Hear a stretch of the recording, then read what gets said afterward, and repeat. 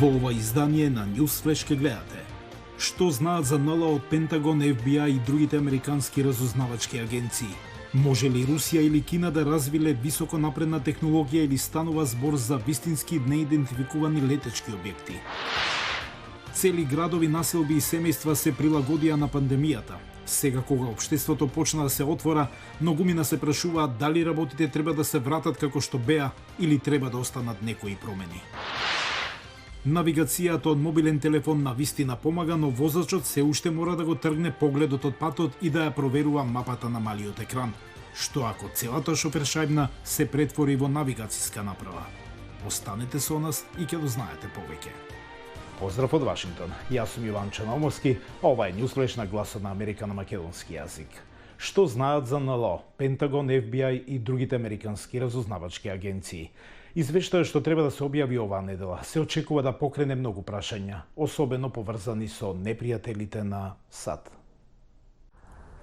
Оваа недела во Конгресот на САД треба да пристигне долго очекуваниот извештај за НЛО. Вклучени се над 120 случаи на, како што армијата ги нарекува, неидентификувани воздушни феномени, но се уште не е утврдено за потеклото на мистериозните летала, велат официјални лица за Нью Йорк Таймс. Испитувањето на американската влада за феномените беше поттикнато од снимките на американската морнарица, кои покажуваат непознати предмети како маневрираат на извонредни начини. Луис Елизондо ја водеше истрагата за НЛО во Пентагон уште од 2008 година. Овие извештаи се поднесени од обучени наблюдувачи во едни од најсофистицираните платформи во Америка. Тоа се вистински летечки објекти во нашиот контролиран воздушен простор, а ние не знаеме што се. Законодавците на САД од двете политички партии велат дека е време да се утврди дали објектите представуваат закана за САД. Извештајот се очекува да се фокусира на тоа дали леталата припаѓаат на американските противници.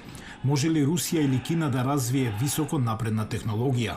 Ова е малку веројатно, вели Марик вон Рененкамп, одбранбен аналитичар од времето на администрацијата на Обама. За Кина знаеме дека се уште има проблеми со базичната технологија на мазен мотор. Кина се потпира на шпионажа за да обезбеди голем дел од својата напредна технологија за одбрана. Русија има буџет за одбрана далеку помал од тој на САД.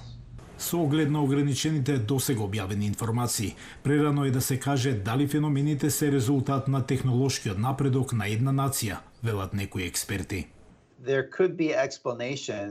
Може би постои објаснување за која не е потребна напредна технолошка способност. Тоа е само нешто што не сме го очекувале и нешто што не сме го виделе порано. Ако на крајот се работи за нешто што доаѓа од Кина, Русија или од друга земја, тогаш тоа би било неуспех на дел од нашите разузнавачки агенции. Извештајот се подготвуваше 6 месеци со докази прибирани многу години. Индикациите се дека разузнавачките служби се уште не се подготвени да откријат цврсти заклучоци. Но бидејќи се уште нема докази за вонземјани, тие не се ни исклучени. Од тоа што го слушам од извори во валата, нема доволно време да се состави кохерентен извештај за ова прашање. Немаме анализа што на вистина ни треба. Ова е долгорочен проект.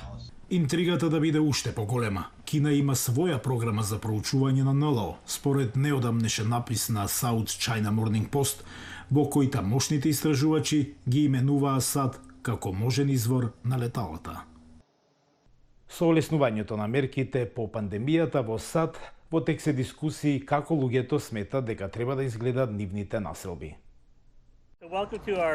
Добре дојдовте на нашата работилница за ковид. Изминатите 14 месеци беа навистина тешки за сите. Тоа беше време на учење. За урбанистичкиот планер Джеймс Рохас е важно оно што луѓето го чувствуваат за својата околина. Во оваа работилница ние ќе се обидеме да ги доловиме сите овие чувства, емоции и што научивме за време на оваа пандемија. Цели градови, населби и семејства се прилагодија на пандемијата. Сега, кога општеството почна да се отвара, многумина се прашуваат дали работите треба да се вратат како што беа или треба да останат некои промени. Како хомосексуалец, Рохас изгради водечки работилници во својата кариера, како оваа, што имаат за цел да им дадат глас на оние кои честопати се помалку застапени во дискусиите за планирање на градот, како што се жените, геј заедницата, имигрантите и обоените луѓе. Тој користи ново пронајдени вистини за да поттикне дискусија. Дали сте подготвени да зборувате за вашиот живот пред ковид? Се чувствувам како да сум на некој вид патека. Патека без да имам идеја каде оди и не е важно. Тоа е само живот. Рохас бара учесниците да изградат град базиран на позитивни спомени. Тоа е она што сите се сеќавате кога сте биле дете. Тоа е кога првпат сте се почувствувале дека припаѓате некаде. Рохас и неговиот партнер, Џон Кемп, во пандемијата ја промениле перспективата за начинот на работа и живот. Како прво, тие прифатија да ги прават своите работилници преку интернет, нешто што никогаш не би го направиле во минатото. Луѓето се наоѓаат во нивниот мал безбеден простор и ги споделуваат овие приказни што се навистина интимни. Луѓето излегуваат од ова со многу посилно чувство за тоа што навистина им е важно, што им треба. Луѓето му велат на Рохас дека сакаат повеќе време да поминуваат со семејството, да се посветат на занаети, шетање на отворено, работа од дома, нешто што тој мисли дека треба да остане. Ова беше навистина голем експеримент, различни нови начини на работа.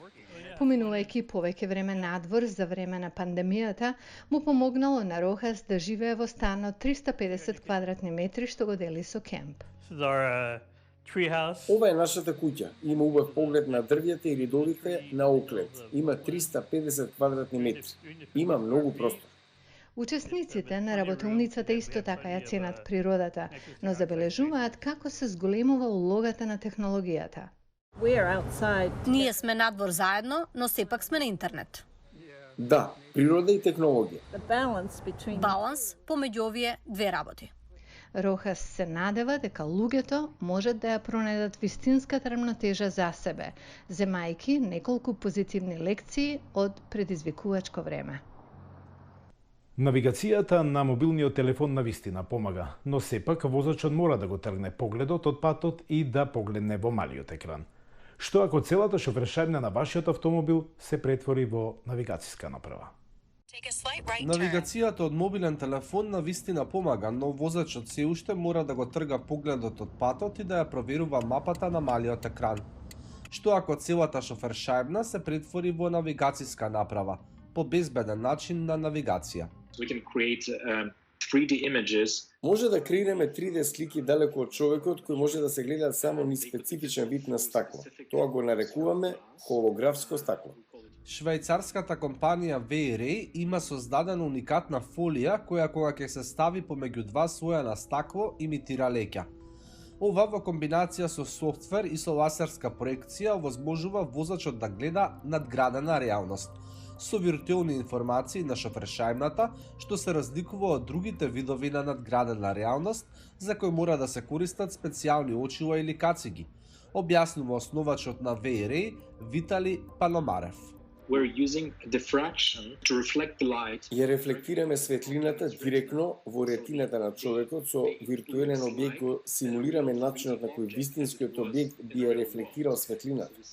Освен навигација, шофершајбната може да прикажува и безбедности информации како детектирање на други автомобили, пешаци или објекти, користејќи податоци од сензорите кои веќе постојат во возилата. Но технологијата на V-Ray не е ограничена само на автомобилските шофершајбни. Од прозорци во авионите и возовите до згради, надградената реалност може да се користи на сите провидни површини. Во иднина корисниците би можеле да играат игри, да пристапуваат на социјалните мрежи, да учат преку холографските дисплеи на стаклото. Основачот на V-Ray очекува дека шофершајбните со надградена реалност ќе се најдат во автомобилите во 2023-та. 2023 година и не е така далеко, а до тогаш останете во добро здравје и имајте убав ден. Пријатно!